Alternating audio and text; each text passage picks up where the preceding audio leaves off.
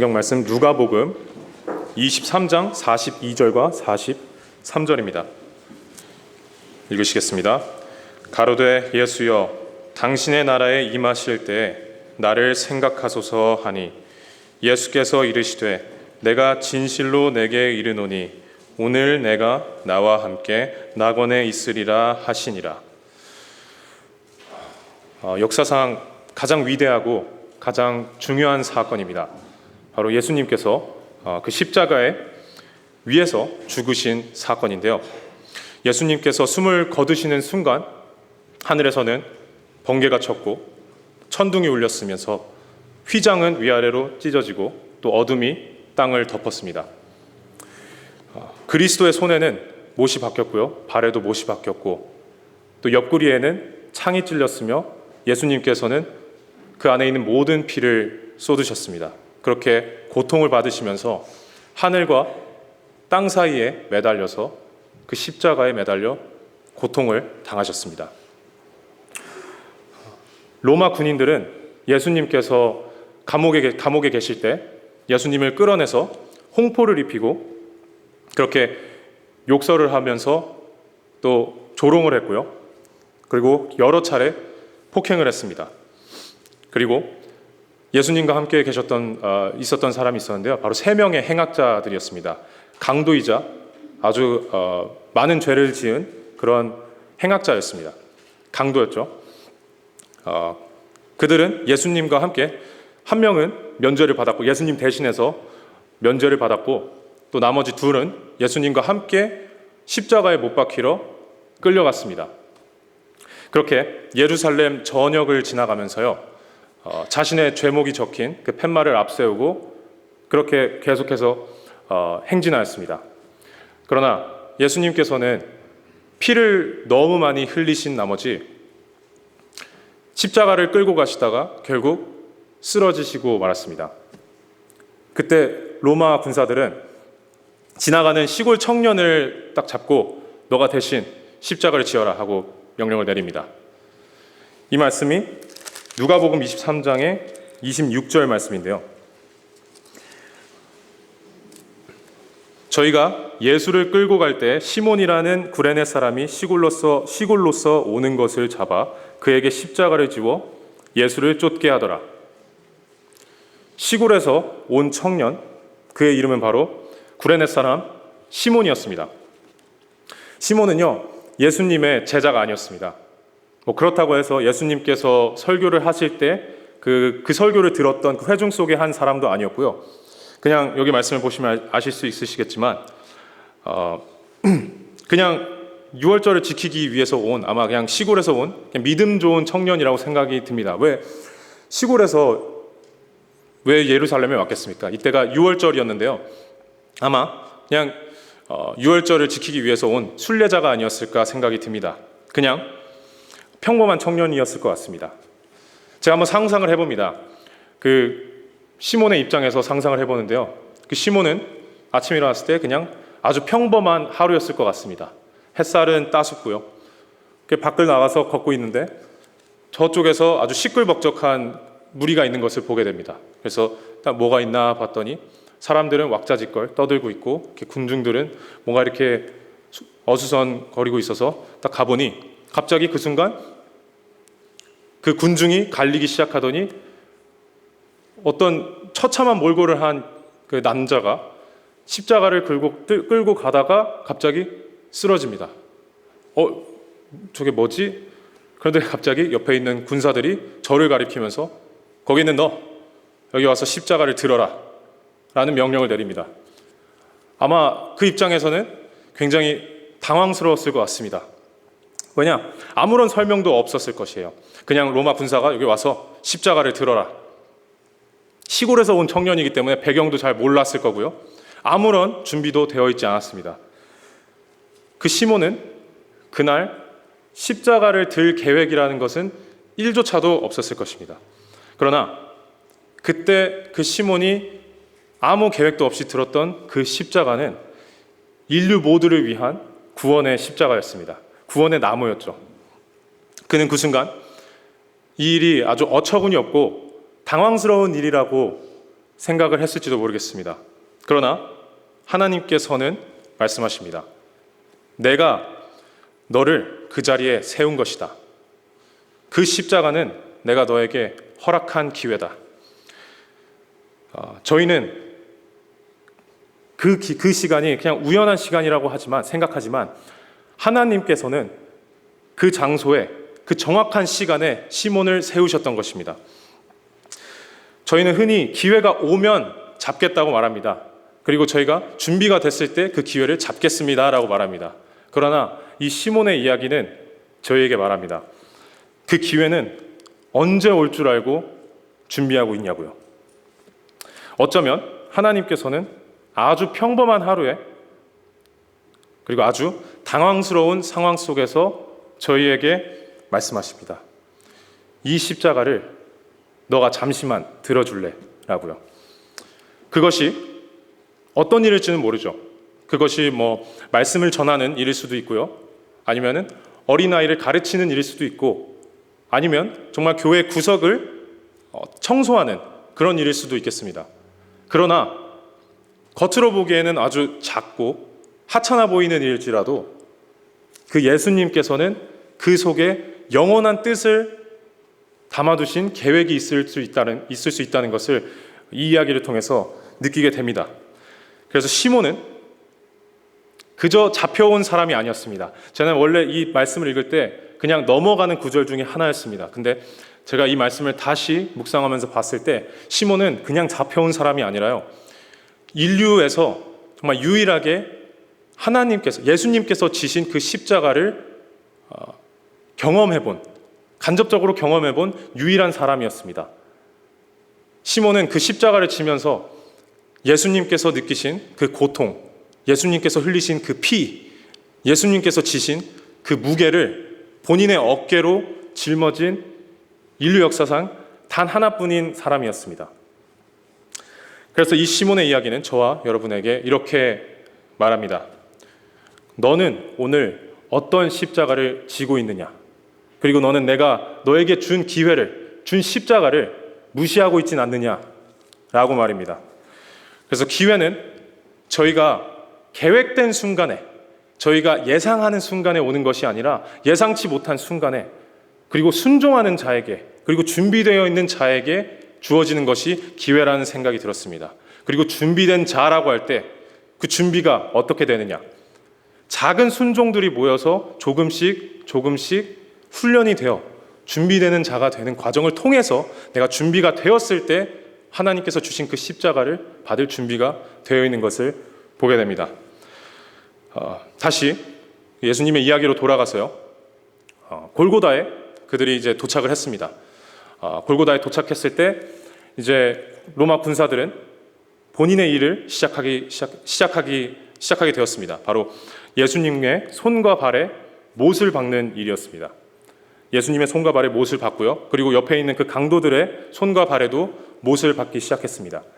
그때 그 고통에 그 강도들은 소리 지르면서 울부짖으며 비명을 질렀습니다. 그러나 그 순간에도 예수님께서는 단 한마디도 하지 않으셨습니다. 그리고 로마 군사들은 그 약을 탄 그 진통 효과가 있는 그 포도주를 건네줬는데요, 그 강도들은 그것을 마셨습니다. 그러나 그 와중에 예수님께서는 그 포도주를 거절하셨습니다. 이걸 왜 거절하셨을까 제가 곰곰이 생각해 봤습니다. 그 이유는 바로 예수님께서는 저희를 대신에 받을 이 죽음의 쓴 잔을 온전히 짊어지시기 위하셔서, 온전히 마시기 위하셔서 그것 또한 거절하지 않으셨나 싶습니다. 예수님께서 그 끔찍한 고통을 정말 온몸으로 온전히 겪으심을 통해서 하나님께서 저희를 얼마나 진심으로 사랑하시고 또 용서하시기를 원하시는지 증거하신 것이 아닌가 생각이 들었습니다. 그러나 예수님께서 그런 고통을 겪으실 때 주위 사람들은 그런 예수님을 보며 욕을 하고 또 조롱했습니다. 아니, 다른 사람들은 구원했으면서 왜 너 스스로는 구원하지 못하느냐? 아니 기적을 베풀었다면서 왜 그때 나사로 살리지 않았느냐? 왜? 기적을 한 번 더 베풀어 봐라. 너 스스로를 구원해 보라. 온갖 조롱을 하면서 예수님에게 욕설을 퍼부었습니다. 근데 이 눈먼 자들은 알지 못했습니다. 하나님께서는 이미 정하신 뜻으로 예수님께서는 그 십자가에서 돌아가셔야만 했었던 것입니다. 예수님께서 그 십자가에 돌아가셔야만 저희가 지고 있는 이 세상의 죄가 해결되기 때문이었습니다. 저희는 오로지 그 죽음을 통해서만 저희가 구원을 받을 수 있고 용서를 받을 수 있었기 때문이죠. 사도 바울은요, 그 당시에 아주 지적이고 정말 똑똑한 사람이었습니다. 그리고 그 당시에 몇 없는 아주 훌륭한, 부족한 것이 없는 그런 엘리트였습니다. 그런 그가 고린도에서 했던 말이 있는데요. 고린도는 그 당시 지식과 철학이 넘치는 그런 도시였습니다. 그리고 동시에 죄악과 타락이 넘치는 도시였는데요. 그는 그런 고린도에서 이렇게 말했습니다. 고린도전서 2장 2절 말씀인데요. 내가 너희 중에서 예수 그리스도와 그리스도의 못 박히신 것 외에는 알지 않기로 작정하였습니다. 아무것도 알지 않기로 작정하였습니다. 라고 말씀하셨습니다. 그 말이 무슨 뜻이냐? 내가 예수님을 아는 것과 예수님께서 십자가에 못 박히신 것 말고는 이 세상에 아무것도 중요하지 않다. 나는 그것만 알기로 작정하였다.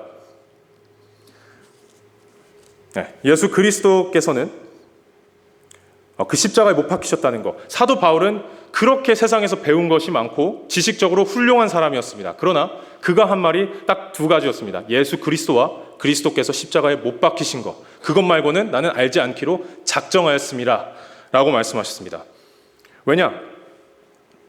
하나님께서는 이 십자가와 이 예수님의 이 우주의 모든 것을 다 우주 속에 있는 그 비밀을 다 담아 놓으셨기 때문입니다. 이 십자가를 통해서 저희가 하나님과 저희 사이에 가로막혀 있는 그런 벽이 있는데요. 오로지 이 십자가를 통해서 이 예수님을 통해서로만 갈 수 있는 그 유일한 길이기 때문입니다. 만약에 예수님께서 그 십자가를 지지 않으셨다면 저희는 죄사함도 없었을 것이고요. 천국도 없었을 것이고요. 정말 저희가 느낄 수 있는 그런 참된 평화도 있을 수 없었을 것입니다. 오로지 유일한 길은 십자가뿐이었죠. 그러면은 도대체 왜 저희와 하나님 사이에 벽이 가로막혀 있는지 아마 궁금하실 거라 생각이 듭니다. 바로 그것은 죄 때문인데요. 그러면 저희가 왜 죄를 가지고 있느냐? 그것은 바로 저희 태초의 인간인 아담과 이브가 하나님을 반역했기 때문입니다. 하나님께서는 저희 인간을 지으셨을 때 아담과 이브를 최초의 인류로 두셨는데 그때 모든 것을 허락하셨습니다. 에덴 동산이라는 그런 파라다이스를 만드시고 모든 것들을 허락하셨습니다. 그 중에서 단 한 가지를 하지 말라라고 금하셨는데요. 그것이 바로 선악과를 따먹는 거였습니다.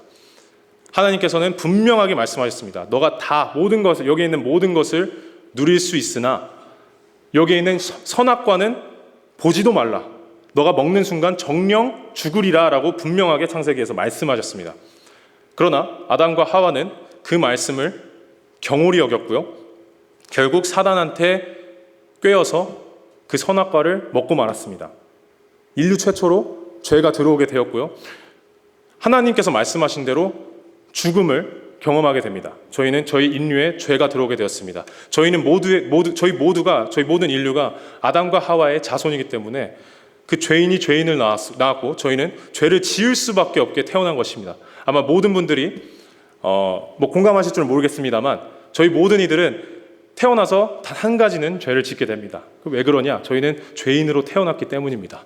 그 죄 때문에 저희는 하나님과 통할 수가 없는 것입니다. 하나님은 완전한 자고 하나님은 완벽한 자이십니다. 하나님의 나라는 완전한 곳이기 때문에 단 한 톨의 죄도 들어갈 수 없습니다. 그러나 죄를 가지고 있는, 매일매일 죄를 짓고 있는 저희는 계속해서 하나님의 법을 범죄하고 죄를 어기고 있고요. 법을 어기고 있고 그 죄로 인해서 하나님께 갈 수 있는 통로가 막혀버린 것입니다. 그렇기 때문에 저희는 심판받아 마땅한 자이고요. 저희는 지옥을 가야 마땅한 자입니다. 그러나 하나님께서는 저희에게 이렇게 말씀하셨습니다. 내가 너희에게 나의 아들을 보내주겠다. 나의 아들은 이 땅에서 완전한 삶을 살 것이다. 그는 이 땅에서 죄를 짓지 않고 의인으로 살 것이며 너희를 위해 심판받을 것이며 너희를 위해 지옥을 경험할 것이다. 라고 말이죠. 너희들이 할 것은 단 한 가지다. 내가 보낸 그 아들을 믿는 것.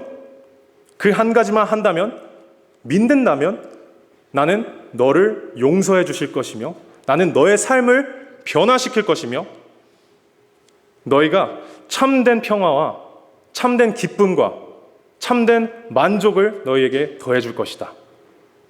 라고 말씀하셨습니다. 다시 넘어가세요.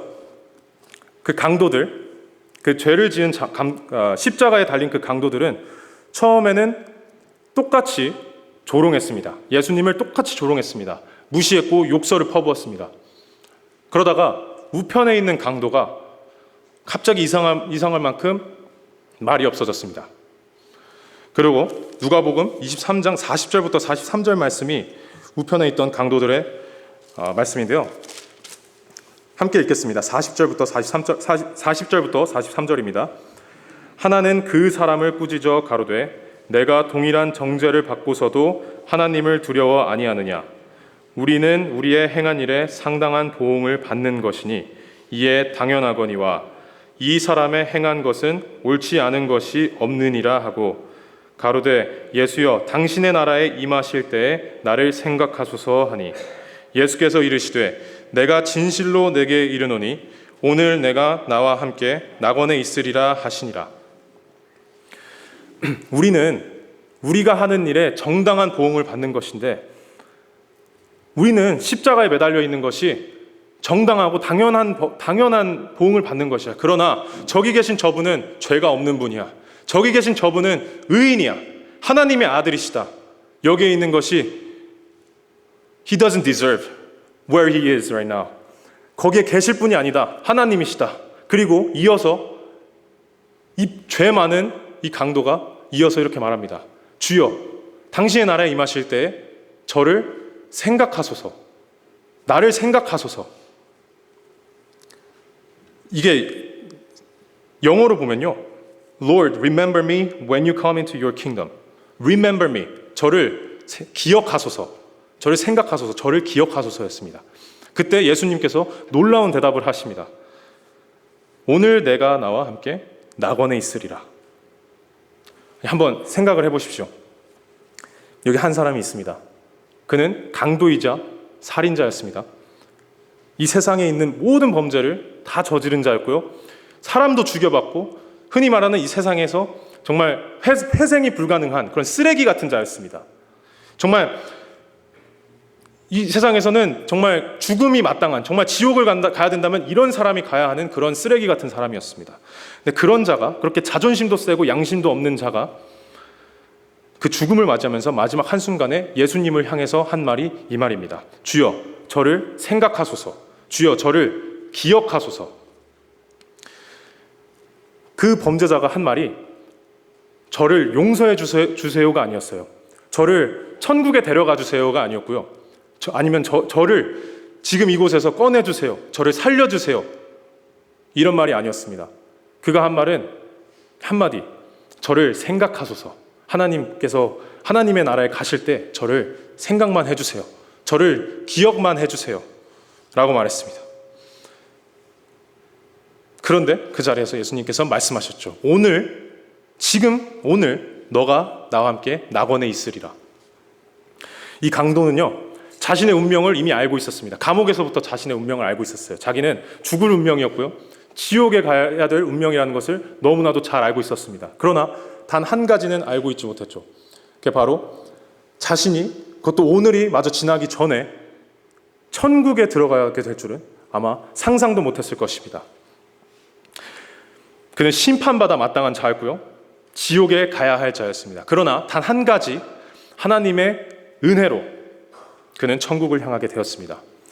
이 우편에 있는 강도는 이 땅에서 선행으로 구원을 받지 않았습니다. 이 땅에서 하나님을 위해서 한 행동이라고는 거의 없었을 것이라 생각이 듭니다. 그리고 그 자는 세례받을 시간조차 없었고요. 아무것도 하나님을 위해서, 예수님을 위해서 했던 행동이 없었습니다. 그러나 결론적으로 그는 천국에 들어가게 됐습니다. 이것이 바로 하나님의 긍휼이고 은혜인 것 같습니다. 그래서 예수님께서는 이 강도의 모든 죄를 용서하셨고요. 그의 죄를 말끔히 지우셨습니다. 그리고 이 본문이 바로 복음의 전부가 담겨 있는 것이라고 생각이 듭니다. 바로 첫 번째는 회개입니다. 과연 무엇이 그 강도로 하여금 그런 말을 하게 했을까요? 나를 기억하소서. 어쩌면 예수님께서 돌아가시기 전에 드리신 그 기도가 응답을 받아서 그랬을지도 모르겠습니다. 정확히는 어떤 이유 때문에 그 강도가 마음이 변했을지는 알 수 없습니다. 하지만 분명한 것은 성령께서 그 강도의 마음을 움직이셨고, 그리고 성령께서 그 그를 회개케 하셨다는 사실입니다. 그리고 그 강도는 그 자리에서 구원을 받았죠. 제가 한번 상상을 해봅니다. 그렇게 강도가 말했을 때, 우편 강도가 말했을 때 그 다른 왼편에 있던 강도가 이렇게 말했을 것 같습니다. 너 제정신이야?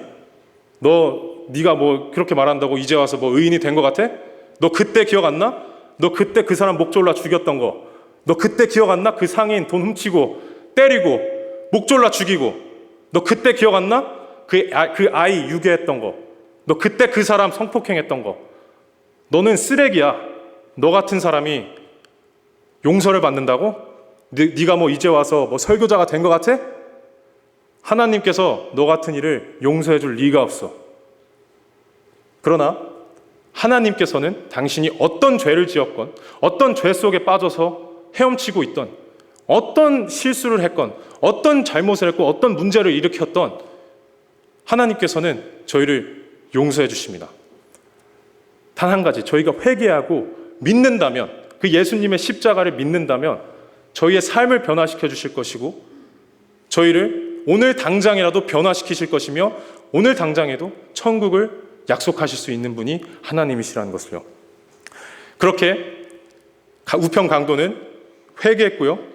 그리고 두 번째로는 믿었습니다. 성경을 말씀합니다. 로마서 10장 9절에 내가 만일 내 입으로 예수를 주로 시인하며 그를 죽으신 자 가운데서 살리신 것을 마음으로 믿는다면 구원을 얻으리니. 예수님을 시인하고 그리고 예수님께서 부활하신 것을 내 마음으로 믿는다면 구원을 얻으신다라고 말씀하셨습니다. 로마서 10장 9절이었고요. 요한복음 1장 12절에서는요. 영접하는 자, 곧 그 이름을 믿는 자에게는 하나님의 자녀가 되는 권세를 얻으리니. 저희가 회개하고 믿을 때 그때 구원의 역사가 일어납니다. 나의 죄를 회개하고 하나님의 말씀을 믿고 나아간다면 저희 또한 낙원을 허락받게 되는 것이죠. 바로 그 우편 강도가 그렇게 해서 낙원을 들어가게 됐습니다. 바로 그 단어 기억해 주소서라는 말이 참 저에게 많이 와닿았는데요. 그런데 하나님께서는 모든 것을 기억하시지만 또 잊으실 수 있는 분이시기도 합니다. 예레미야 31장 34절 함께 보시도록 하겠습니다. 예레미야 31장 34절입니다.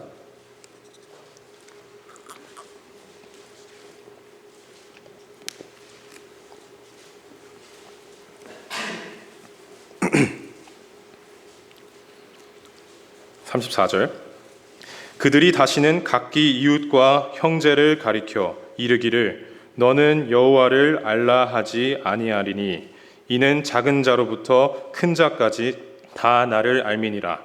내가 그들의 죄악을 사하고 다시는 그 죄를 기억지 아니하리라. 여호와의 말이니라. 하나님께서는 우주를 기억하시는 분입니다. 모든 것을 기억하시고 잊지 않으시는 분인데요. 하나님께서는 만물을 지으시고 이 세상에서 일어나는 모든 일을 기억하고 계시고 잊지 않으시는 분이십니다. 그러나 여기서는 그 죄를 기억하지 아니하신다. 성경 말씀하시는데요. 하나님은 저희를 기억하신다고 말씀하십니다. 그리고 저희 행위를 모두 기억하신다고 하시는데요. 전도서 12장 14절 말씀해 보시면 하나님은 우리가 행하는 일과 은밀히 행하는 일을 선악간에 심판하시리라 라고 하셨습니다. 저희가 하는 일들, 모든 일들을 하나님께서는 심판하시고요. 기억하고 계시고요. 모든 죄 하나하나들, 그리고 저희가 몰래 했던 그 죄들, 방 안에서 했던 은밀히 하던 죄, 그 몰래 밖에서 했던 그 은밀히 하던 그 모든 죄까지 하나님께서는 다 세고 계시고 그 모든 것들을 심판하신다고 하셨습니다. 선악간에 심판하신다고. 그러나 하나님께서는 잊으시는 것이 딱 있죠.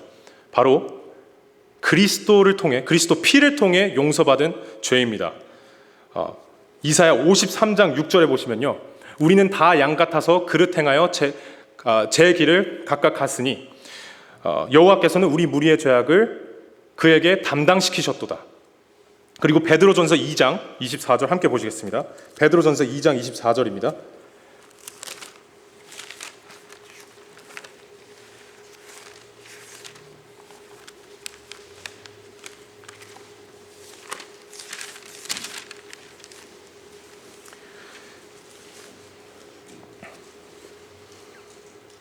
베드로전서 2장 24절, 친히 나무에 달려 그 몸으로 우리 죄를 담당하셨으니 이는 우리로 죄에 대하여 죽고 의에 대하여 살게 하려 하심이라. 저가 채찍에 맞음으로 너희는 나음을 얻었나니. 하나님은 오로지 그리스도로 인해 우리의 죄를 잊으실 수 있습니다. 예수님께서 친히 나무에 달려 그 몸으로 우리 죄를 담당하셨으니 저희는 이제 죄에 대하여 죽고 의에 대하여 살게 하려 하십니다. 저가 채찍에 맞음으로 너희는 나음을 얻었나니. 우리를 정죄할 그 죄가, 심판을 이르게 할 그 죄, 그리고 우리를 지옥에 이르게 할 그 죄를 하나님께서는 오로지 예수님의 피로 잊으실 수 있는 것입니다.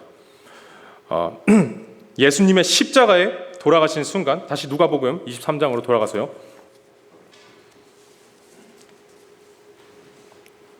본문에 돌아가시면 예수님께서 십자가에 돌아가시는 그 순간에 뭐 땅이 어두워지고 뭐 이렇게 일어난 일들이 일어났는데요. 그 중에 하나가 그 휘장이 위아래로 찢어졌다라는 말씀이 있습니다. 23장 45절과 46절 말씀인데요.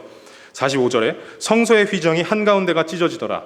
예수께서 큰 소리로 불러 가라사대 아버지여 내 영혼을 아버지 손에 부탁하나이다 하고 이 말씀을 하신 후 운명하시더라.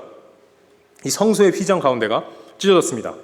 제가 항상 이 말씀을 읽을 때 그 휘장에 대해서 뭐 찢어졌다라고 말씀을 하셨을 때 아무 생각이 없었습니다. 그러나 이제 창세기부터 쭉쭉 말씀을 읽으면서 그 레위기 말씀을 보니 그 과거의 제사를 어떻게 지냈고 그 뭐 성소의 역할 이런 것들이 자세하게 써져 있는데요. 그 중에서 16장 말씀을 보시면 그 성소와 지성소의 역할에 대해서 분명하게 나와 있습니다.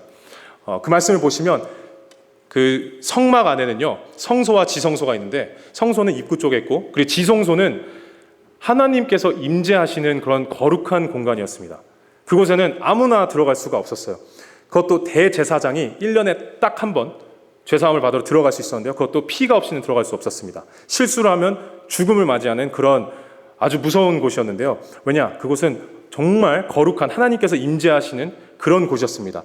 그런 성소와 지성소를 나누는 것이 있었는데, 장벽이 있었는데요. 그게 바로 휘장이었습니다. 그 휘장이 그 사이를 가로막고 있었습니다. 그 휘장의 역할은 하나님과 저희 사이에 그 거룩함과 죄를 분리하는 그런 영적인 그런 장벽이었습니다. 그런 장벽이 어떻게 됐죠? 예수님께서 돌아가실 때 그 휘장이 위아래로 찢어졌습니다. 히브리서 10장 19절과 20절 말씀 함께 보시겠습니다. 히브리서 10장 19절과 20절입니다.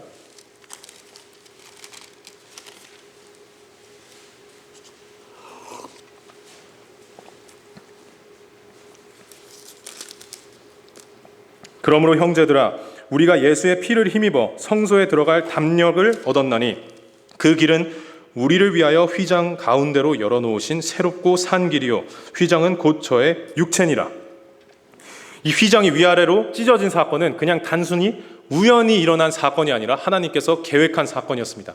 예수님께서 돌아가심으로써 십자가에 매달려 피를 흘려 돌아가시고 부활하심으로써 과거에는 그 휘장이 가로막혀 있었습니다. 하나님과 저희 사이에 장벽이 휘장으로 존재했습니다. 그러나 예수님께서 돌아가심을 통해서 예수의 피를 힘입어 성소에 들어갈 담력을 얻었나니 휘장을 가운데로 열어놓으신 새롭고 산 길이요.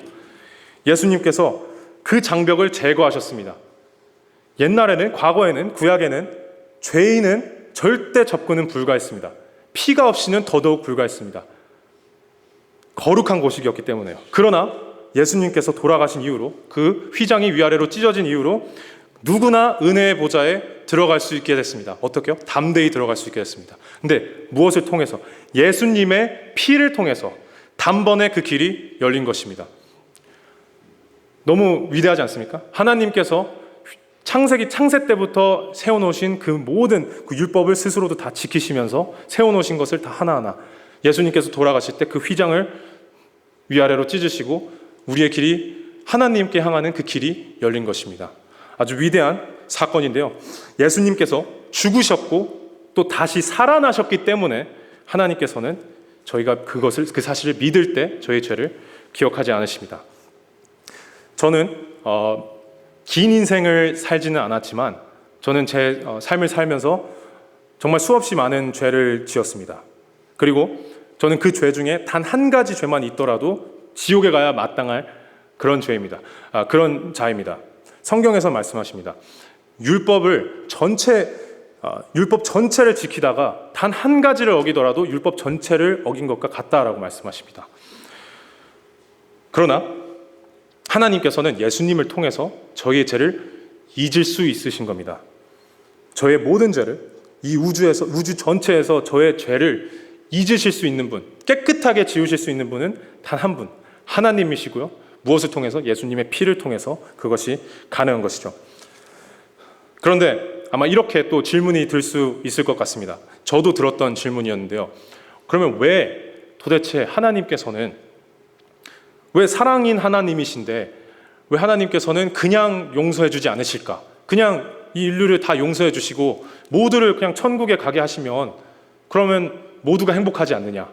너무나 그게 바로 우리가 흔히 생각하는 그런 해피엔딩일 것 같은데 왜 하나님께서는 굳이 이렇게 예수님을 보내셔서 사람의 형상을 오셔서 굳이 그 수없는 그 고통을 겪으시고 지옥을 경험하시고 돌아가셔야만 하셨을까? 저도 의문이 들었었습니다. 하나님은요, 완전한 존재이십니다. 완벽한 존재이신데요. 그 완벽함에 대한 정의가 무엇일까요? 모든 것이 충만하나 모든 것이 균형을 이룬다라는 뜻이기도 합니다. 그것이 바로 완벽한 것인데요. 하나님께서는 그 십자가 처형이 반드시 필요하셨습니다. 그 십자가 처형이 하나님께서 완벽한 공의와 완벽한 거룩함을 지켜내신과 동시에 또 완벽한 사랑과 자비를 나타내시기 위해 반드시 필요한 것이 바로 예수님께서 십자가에 돌아가시는 것이 필요했던 것입니다. 이게 무슨 뜻이냐면요. 만약에 하나님께서 법을 어긴 저희가, 하나님의 법을 어긴 저희가 그냥 하나님께서 그냥 자비롭게 모두 다 이렇게 그 문제를 다 저희를 용서해 주신다면요. 그러면 하나님께서는 공의로움보다 사랑이 더 큰 분이 되십니다. 그럼 완벽한 분이 아니시죠. 근데 반대로 하나님께서 저희가 짓는 모든 죄를 그때마다 저희를 모두 심판하시고 용서하지 않으시고 다 심판하신다면 그러면 하나님께서는 사랑보다 공의로움이 큰 자가 되시는 거죠. 그렇기 때문에 저희는 완벽히 사랑이 많으시면서도 동시에 이 공의로울 수 있는 방법은 바로 예수 십자가에 달려 있었던 것입니다.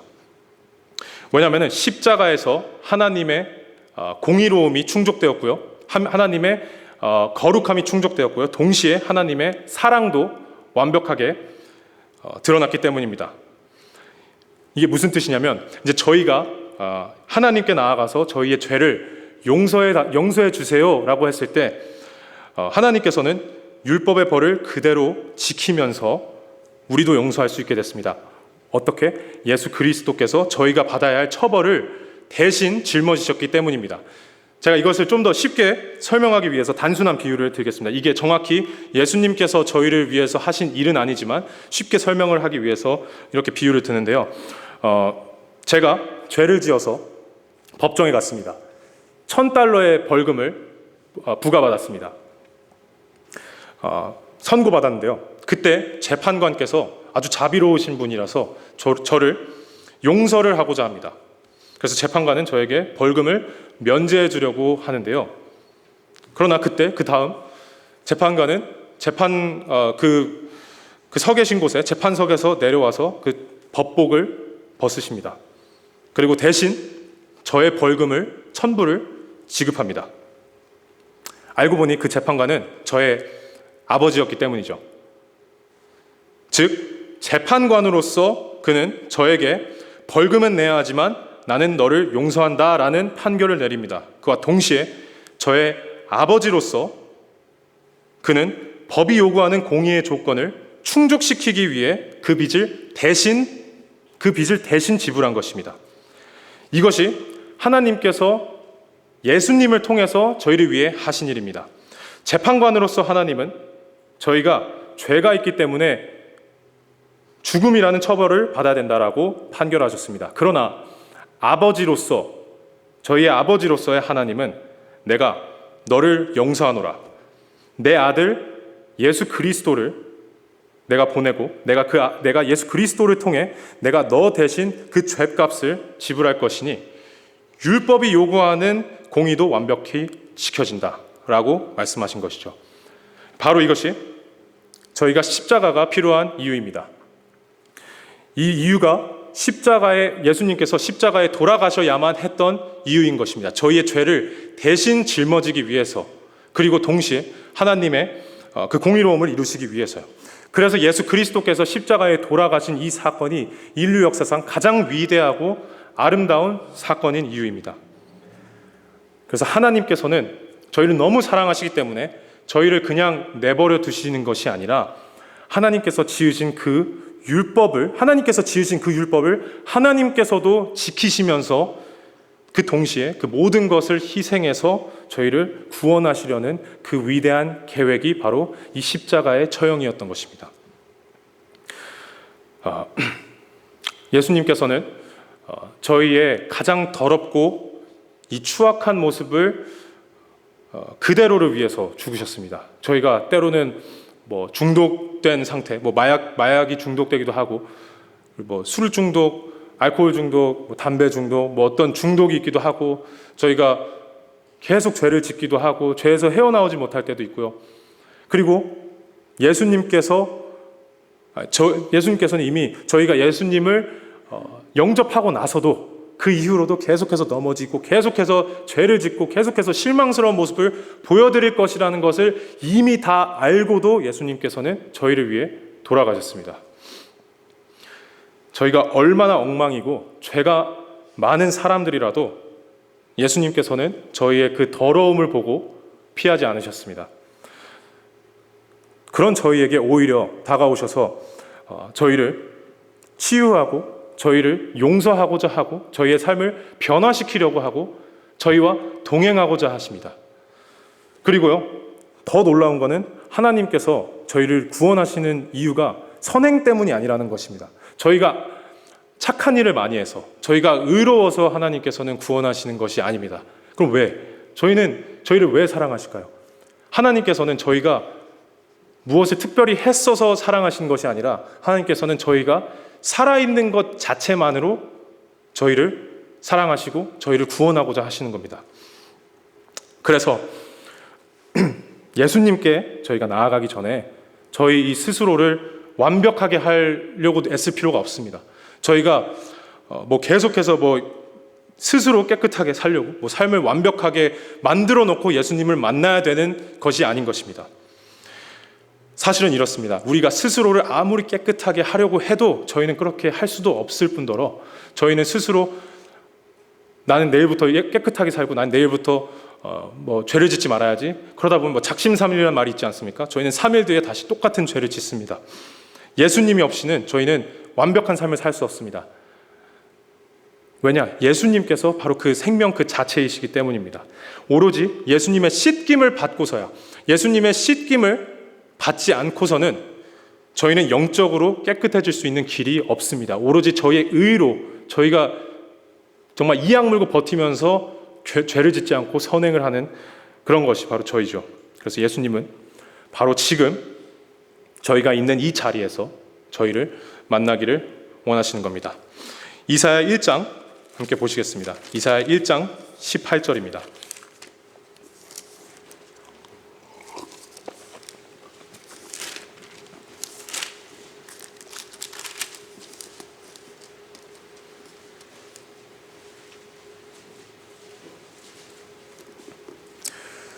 (1장 18절) 여호와께서 말씀하시되 오라 우리가 서로 변론하자. 너희 죄가 주홍 같을지라도 눈과 같이 희어질 것이요 진홍같이 붉을지라도 양털같이 되리라. 저희는 예수님으로부터 멀어지면 안 됩니다. 그리고 예수님의 사랑을 얻기 위해서 무언가 해야 된다고 생각도 해서는 안 됩니다. 저희가 예수님과 대화를 하기 위해서 수백만 가지의 선행을 해야 된다라고 생각해서도 안 됩니다. 그냥 오늘 바로 이 자리에 있는 저희 모습 이대로를 예수님께서는 사랑하십니다. 저희 이 모습 이대로 예수님께 나아가고 그리고 저희의 부족한 그 마음을 회개하고 또 예수님께 마음을 드린다면 지금 당장도 예수님께서는 함께 하시고 저희의 삶을 변화시킬 수 있는 힘을 가지신 분이 예수님이고 저희의 하나님이십니다. 왜냐? 하나님께서는 저희를 태초부터 지금까지 저희가 살아있다라는 것 자체만으로 사랑해 오셨기 때문입니다. 저희를 용서하기 위해서 저희를 기다리고 있다는 사실을 잊어서는 안 됩니다. 마지막으로 요한일서 4장 9절 함께 읽으시도록 하겠습니다. 요한일서 4장 9절 말씀입니다.